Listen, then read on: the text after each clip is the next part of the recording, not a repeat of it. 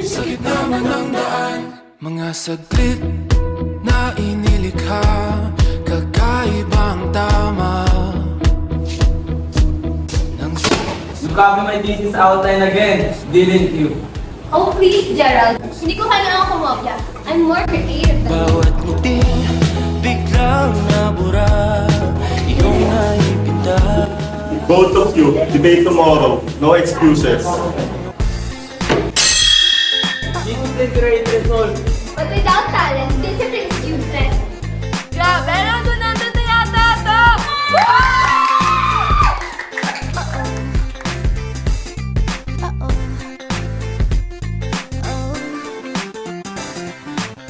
Kinikilig ako, itong epekto mo. Walang na lang tumakbo ako sa banyo.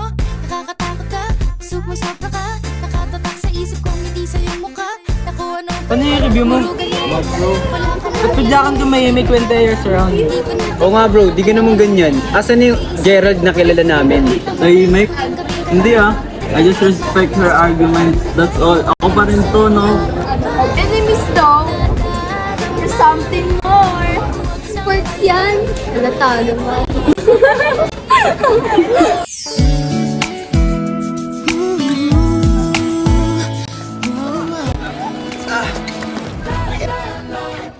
You're not supposed to care. But I do. Mga saglit What is na that? inilikha, kakaibang tama. Uy, sa inyo? Lovers? Rivals? Ano ba talaga kayo? Hindi ako linuloko ha?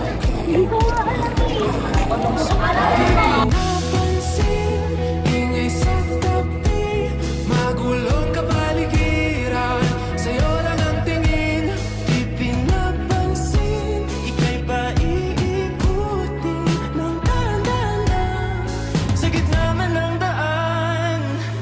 Sa bawat sandaling ikaw ay pinagmamasdan, may dumadapong kiliti na di maunawaan. Walang ibigtima bang kita sa aking isip, ikaw lang ang nagmamarka. I'm just using you.